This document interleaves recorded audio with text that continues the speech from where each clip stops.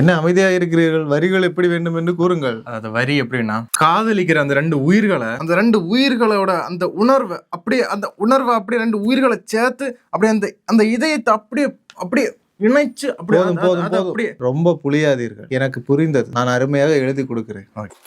இதோ அருமை. உடல்கள் இரண்டும் சேரும் முன் உள்ளம் இரண்டும் சேருமே, உடலின் வழியே உயிரை தொடுவது காதலே. இதுக்கு மேல எந்த பொண்ணு கிடைப்பா?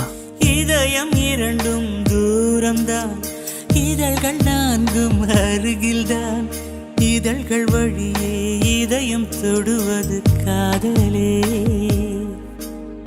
ஊசி போடும் ரெண்டு கண்களில் உயிரை குடித்தவள் நீ, உயரம் காட்டும் பூக்கள் இரண்டினில்